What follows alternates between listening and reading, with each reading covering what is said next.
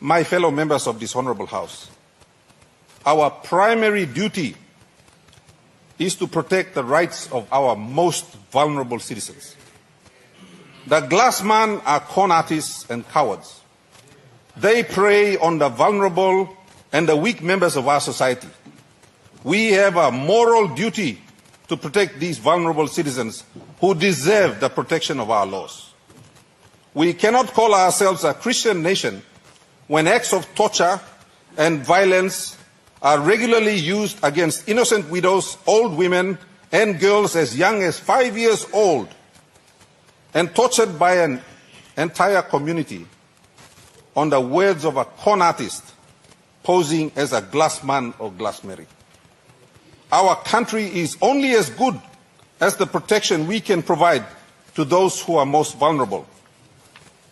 On behalf of our chair, the Honourable Charles Abel, MP, I wish to thank all those who work tirelessly in this space and who are responsible for bringing this legislation to the House.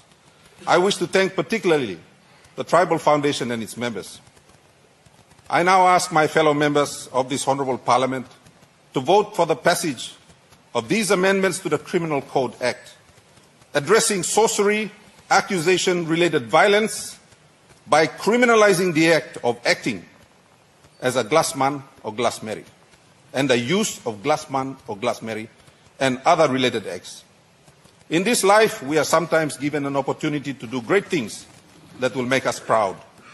This bill is one of those things we can all be proud of doing together. This bill is a first step towards eliminating these vile and cowardly acts in our society. Let us send a message to the cowards that we do not tolerate this kind of behavior. And in the same voice, let us give hope to widows, women and girls, people with disability, defenseless men and girls who may become victims in the future. Mr. Speaker, it is with great honour that I commend this bill to the House.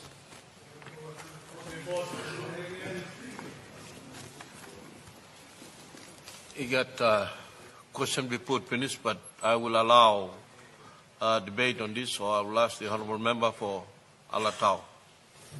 Thank you, Mr. Speaker. I rise to wholeheartedly put my support behind this proposed legislation, and I also rise, of course, on behalf of the Special Committee on Gender-Based Violence, as its chairman, to thank the Governor, Alan Bird, who, of course, is our Deputy Chairman, and one of the champions in this cause. And today is an example of him standing up and being that champion again.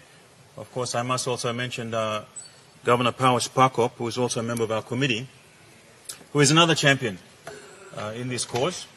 As you know, initiated the process, a work started by many others before our time.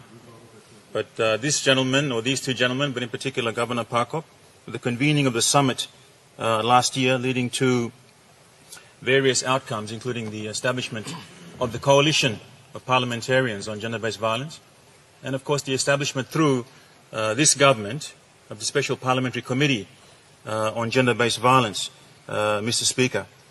And so we, through this committee, through these various groups and the good leaders, including all the other members of the coalition and this Special Parliamentary Committee, have begun a process and a work.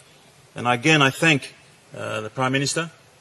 I thank this government for recognising this issue, for creating this Parliamentary Committee, for giving me the privilege and the opportunity, together with this team, to try and do something about this important issue that obviously we, as the Governor is saying, seeing all too often this situation happening. And, Mr. Speaker, it is so frightening that it is even extending down to touching our children. And in particular in this aspect of GBV, in sorcery-related, sorcery accusation-related violence, it's going as far now as to the torture of children that may be related somehow to the initial accusation. And I have a particular reference to that again we come back and thank people like Tribal Foundation who have helped to initiate this legislation and to formulate it, but many, many good people on the front line that are undertaking this work, but I just want to mention a particular name because Tribal Foundation, through Gary Buston and Ruth Kissam and the staff there, work on such cases like the case of 7-year-old Angeline Andrew last year. She was tortured for 3 years. 3 years.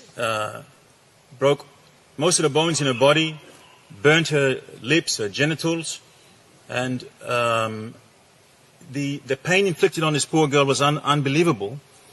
But even subsequent to that, the arrest of the particular perpetrator, who was a relative, an auntie, and the release of that person, despite massive evidence, adds to this concern and this issue that we're talking about, and all the various requirements that need to be done